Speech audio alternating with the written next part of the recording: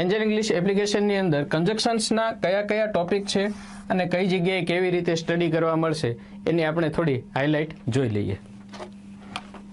Angel English એપમાં videos, topic wise, grammar, paper solution, daily level and study અને test quiz આવી અલગ અલગ જગ્યાએ કન્જક્શન્સના ટોપિક્સને સ્ટડી કરવા મળશે. સૌ પ્રથમ જોઈએ વિડીયોઝ.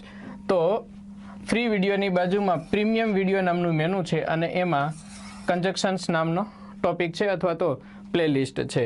એની અંદર મિત્રો વિડીયોઝ જે ડાઉનલોડ પણ થશે અને ડાઉનલોડ કર્યા પછી ઓફલાઈન જોઈ શકાશે. ક્વોલિટી લો ટુ હાઈ, તમારી નેટની સ્પીડ ઉપર અને સ્પેસ ઉપર જે રીતના ક્વોલિટી ચૂઝ કરવી હોય એ કરી શકાશે. ફાસ્ટ ફોરવર્ડની ફેસિલિટી છે અને ઉપરાંત એ વિડીયોને ફેવરિટ પણ કરી શકાય છે. ઓકે, અથવા વિડીયોને બીજી રીતે જોવા હોય તો આપણી આ જે 66 ઇંગ્લિશ MCQs બુક છે અને એમાં જે કન્જક્શનનું ચેપ્ટર આપેલું છે એમાં જે આ રીતે કોડ આપેલો છે એ કોડને તમે સ્કેન કરશો, એપ્લિકેશનમાંથી સ્કેન કરવાનો છે અને સ્કેન કરશો તો પણ ડાયરેક્ટ આ વિડીયો છે એ ઓપન થશે. ટોપિક વાઇઝ કેવી રીતે સ્ટડી કરશો તો ડેઇલી વર્કની બાજુમાં ટોપિક વાઇઝ નામનું મેનુ છે. એમાં કન્જક્શન્સ, એમાં અગાઉની વિવિધ પરીક્ષાઓમાં પૂછાયેલા ઇંગ્લિશ MCQs કન્જક્શન્સના અને પૂછી શકાય એવા એટલે પ્રેક્ટિસ માટે ઓલ ઇન વન છે જે સ્ટડી માટે છે. ખાસ એમાં ગુજરાતી ક્વેશ્ચન ઉપર ઇંગ્લિશ, એની નીચેનું ગુજરાતી, 4 વિકલ્પો અને ગુજરાતી. જો એ ક્વેશ્ચન અને એનું ગુજરાતી ન લેવું હોય તો ડિસેબલ કરી શકાય. ઓપ્શન્સ અને એનું પણ ગુજરાતી ન લેવું હોય તો ડિસેબલ કરી શકાય. સમજૂતી છે એ તો ગુજરાતીમાં જ રહેશે, એને ઇનેબલ ડિસેબલ કરાતી નથી, એટલે એક સ્ટડી થઈ શકે. પછી તેમાં શો આન્સર ઉપર ક્લિક કરવાથી કયો જવાબ આવશે એ બતાવશે. અહીંથી તમારે કોઈ સજેશન સેન્ડ કરવા હોય તો થઈ શકશે, શેર કરી શકશો અને એ જે તે MCQને ફેવરિટ પણ કરી શકાશે. અને પછી સ્લાઇડમાં બાજુમાં અહીંયા સ્લાઇડ ઓપન થશે, ત્યાં ફેવરિટની અંદર MCQ ઓટોમેટિક છે એ એડ થઈ ગયું હશે. હવે જોઈએ ગ્રામર. તો એન્જલ ઇંગ્લિશ એપમાં ગ્રામરમાં કન્જક્શન્સનો ટોપિક તમે ગ્રામર નામના મેનુમાં જશો, ડિસ્ક્રિપ્ટિવ ગ્રામર. તો એમાં આ રીતે બધું પરિચય, conjunction, conjunction list, practice, conjunction list 2 એની પ્રેક્ટિસ, 3 એની પ્રેક્ટિસ, આ રીતે ગુજરાતીમાં વ્યવસ્થિત સમજૂતી અને એની પ્રેક્ટિસ. પછી પ્રેક્ટિસના જવાબો એ નેક્સ્ટમાં છે, એટલે તમે લખી અને પુષ્કળ પ્રેક્ટિસ છે, મોર દેન 500 સેન્ટેન્સીસની પ્રેક્ટિસ એમાં આપેલી છે. ત્યાંથી તમે શેર પણ કરી શકો કોઈ પણ ટોપિકને અંદર જઈને અને ફેવરિટ પણ કરી શકો. ફેવરિટ કરેલું ફરી પાછું જે સ્લાઇડરમાં આપણે કહ્યું એમ હમણાં આગળ ત્યાંથી જોઈ શકાય. કન્જક્શન્સને ડેઇલી લેવલ સ્ટડી કેવી રીતે કરી શકાય? આ જે ડેઇલી વર્ક છે એમાં લેવલ્સ આપેલા છે. એ લેવલ્સની અંદર દરેક લેવલમાં 20 MCQs છે અને એ પાછા મિક્સ છે, એટલે મિક્સમાં એ સ્ટડી કરવા માટે છે. સ્ટડી કરી લીધા પછી ત્યાં જ તરત જ અહીંથી ક્લિક કરશો એટલે સ્ટડી, પછી ટેસ્ટ અને રિવ્યૂ ટેસ્ટ કરી શકાશે. એમાં પણ જ્યારે સ્ટડી કરતા હો ત્યારે તમને એમ થાય કે મારે ગુજરાતીને ડિસેબલ કરી દેવું છે તો કરી શકાય છે. ટેસ્ટની અંદર પણ ગુજરાતી નથી રાખવું તો એને ડિસેબલ કરી શકાય છે. ઓકે, હવે જોઈએ કન્જક્શન્સ કે આપણે ટેસ્ટ ક્વિઝમાં કન્જક્શન્સનો કેવી રીતે અભ્યાસ કરી શકીએ. ખાસ તો એ ટેસ્ટ માટે છે. ટેસ્ટ 2 પ્રકારની છે, એડમિન ટેસ્ટ અને સેલ્ફ ટેસ્ટ. એડમિન ટેસ્ટ છે એ અમે લઈએ છીએ અને માય ક્વિઝીઝ એ યુઝર તમે જાતે ક્રિએટ કરી શકો છો.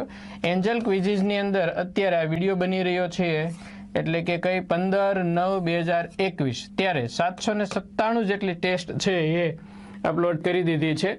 તો આ બધી ટેસ્ટ માની લો કે તમે સબસ્ક્રિપ્શન લ્યો છો તો અગાઉની બધી ટેસ્ટ પણ તમે આપી શકશો અને ફ્રેશ નવી જે આવી રહી છે એ પણ આપી શકશો. અને જાતે તમારે ક્રિએટ કરવી હોય ઓનલી કન્જક્શન્સની તો તમે માય ક્વિઝમાંથી કરી શકો છો.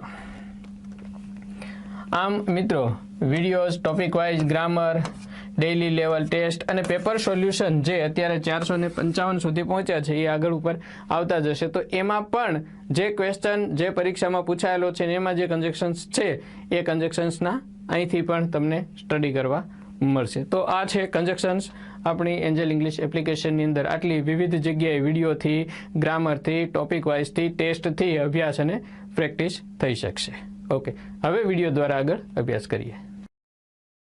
16 they continued to play ખાલી જગ્યા bad light. સિમ્પલ વાક્ય છે મિત્રો, સાવ. continued ચાલુ રાખ્યું,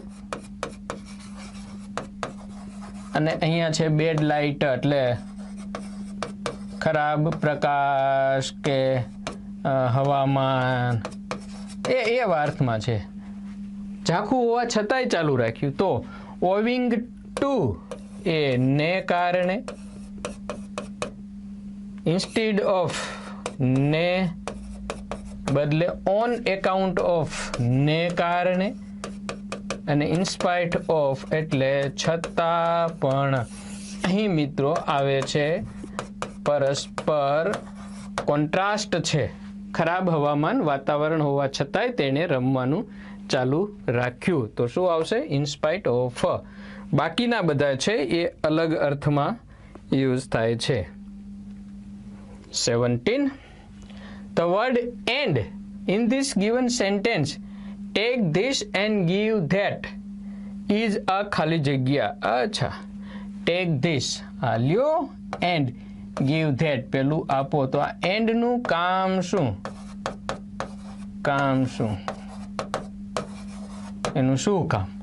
રિલેટિવ પ્રોનાઉનનું, કન્જક્શનનું, રિલેટિવ એડવર્બનું કે none of એબો? Okay, A relative pronoun તરીકે ન વપરાય, એ તો બધા પહેલા WH અને ધેટ વપરાય. રિલેટિવ એડવર્બ તરીકે પણ નથી. બે વાક્યોને જોડવાનું કામ કરનારો વર્ડ એટલે કંજંક્શન મતલબ સંયોજક. તો અહીં એ એન્ડ છે એ સંયોજક તરીકે કામ કરે છે. સિમ્પલ વાક્ય હતું, એટલું બધું ટફ નથી. 18.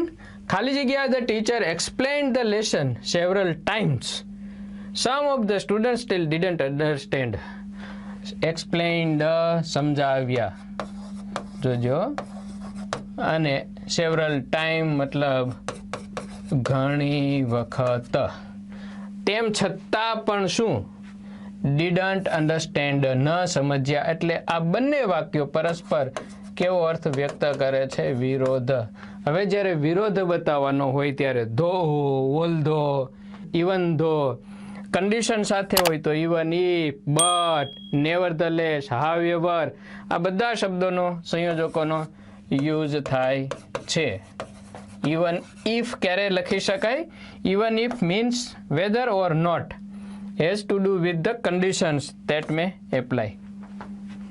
વિરોધ તો ખરો, સાથે સાથે કન્ડિશન, આમ થાય કે ન થાય તેમ છતાં પણ આવું થશે એમ. ઇવન ઇફ તેમ છતાં પણ. We will work hard even if there is no hope for result. Condition તો નથી, આમ તો શરત, હા શરત જ આવી.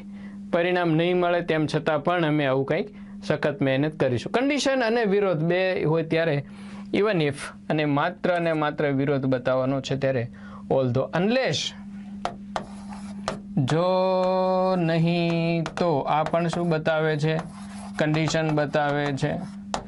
સિન્સ એ જ્યારથી ત્યારથી, અથવા તો આમ હોવાથી.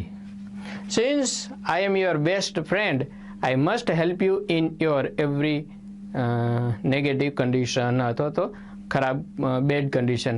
હું તારો મિત્ર હોવાથી મારે તને તારી દરેક ખરાબ પરિસ્થિતિમાં મદદ કરવી જ જોઈએ. તો એ આમ હોવાથી. અને બીજું જ્યારથી ત્યારથી. Since Kishan sir has started classes on WhatsApp, many students have joined, અથવા many students have been taking benefit of it. જ્યારથી કિશન સરે ઓનલાઈન વોટ્સએપ પર ક્લાસ ચાલુ કર્યા છે ત્યારથી ઘણા વિદ્યાર્થીઓ આનો ફાયદો લઈ રહ્યા છે. આ પ્રકારે જ્યારથી ત્યારથી બે વાક્યોને જોડશે. Okay, question number 19. Select the incorrect answer from the given of following sentence. સૂચના વાંચી લેવી હો, નહીતર જવાબ આપી દીધા પછી પ્રોબ્લેમ થશે. હું ગોટે ચડી ગયો તો આ વાક્યમાં. મને એમ થયું કે આ ફાઇનલ આન્સર કી મુજબ જવાબ આપ્યો છે સો ધેટ. કહી દો તમને, સો ધેટ આમ આવે જ નહીં. કારણ sentence his friends think that he is ખાલી જગ્યા ટેલેન્ટેડ, ખાલી જગ્યા હેન્ડસમ. તો નાઇધર ટેલેન્ટેડ નોર હેન્ડસમ એમાંય કહી શકાય, અને that he is not only talented but also handsome. અને એમ થયું કે આ બે જવાબ છે ને, આ સો દેટ કેમ માન્ય રાખ્યો, કાંઈ ભૂલ થઈ ગઈ છે વગેરે. પણ ધ્યાન અહીંયા રાખવું કે ક્વેશ્ચન ઇનકરેક્ટ આન્સર ગોતવાનો છે, એટલે જો આઈધર ઓર બંધ બેસે, નાઈધર નોર તો સેટ થાય જ છે. માત્ર આ એક જવાબ એવો છે સો દેટ કે એ કઈ રીતે બંધ બેસતો નથી, એટલે ખોટો જવાબ એ આપણો સાચો જવાબ. આ either or, neither nor, not only અને બટ ઓલ્સો, આ બધા જે છે કોરિલેટિવ પેર્સ, એનું કામ છે બે શબ્દોને જોડવાનું. એટલે બે વાક્યો નહીં જોડે, પણ બે શબ્દોને, બે શબ્દ સમૂહોને જોડે. જ્યારે સો ધેટ છે એ ક્યારેય બે શબ્દ સમૂહો કે બે શબ્દોને જોડતું નથી. એનું કામ છે બે સેન્ટેન્સને જ જોડવાનું છે, જ્યારે અહીંયા બે સેન્ટેન્સ તો છે નહીં. ઓકે, એટલે સાચો જવાબ બને છે સો ધેટ, એટલે ખોટો જવાબ that is our correct answer. 20 ખાલી જગ્યા I had worked very hard, I failed my exam. Okay, worked hard અને ફેલ્ડ મતલબ કેવા પ્રકારનું વાક્ય આવ્યું? કોન્ટ્રાસ્ટ. એટલે આ જે બનશે એ એડવર્બ ક્લોઝ ઓફ કોન્ટ્રાસ્ટ બનશે. હવે ઓલ્ધો, ઇવન ઇફ, ડિસ્પાઇટ ને ડિસ્પાઇટ ઓફ, ડિસ્પાઇટ પછી ઓફ તો ક્યારેય આવતું નથી. હા, ઇનસ્પાઇટ હોય તો ઠીક છે કે ઇનસ્પાઇટ ઓફ હજુ કહી શકાય, ઇનસ્પાઇટ ઓફ. આ બધા જ કોન્ટ્રાસ્ટ એટલે કે વિરોધ બતાવતા શબ્દો કે સંયોજકો છે. એમાંથી even if A with condition, શરત સાથે વિરોધ હોય ત્યારે, આમાં તો એવું કાંઈ છે નહીં. મેં સખત મહેનત કરી અને હું પરીક્ષામાં ફેલ થયો. તો આવી રીતે એક કાર્ય કર્યું હોય એનું નકારાત્મક પરિણામ જ્યારે મળે છે તો કોન્ટ્રાસ્ટ છે, ને કોન્ટ્રાસ્ટ માટે વપરાશે ઓલ્ધો. ડિસ્પાઇટ પછી ફ્રેઝ આવશે, આખું વાક્ય નહીં આવે. એટલે કે ઓકે, આમાં ડિસ્પાઇટનો યુઝ કરવો છે તો એમાં ડિસ્પાઇટનો યુઝ આ રીતે થશે. આપણે વ્હાઈટ જ રાખીએ પેન. માની લો કે despite my working hard I failed my exam, અથવા તો in spite of my working hard I failed my exam. Like, comment વગેરે એઝ યુઝ્યુઅલ જ્યાં જે લાગુ પડતું હોય તે કરતા રહેશો. મળીએ નેક્સ્ટ વિડીયોમાં. Thanks. Have a good day.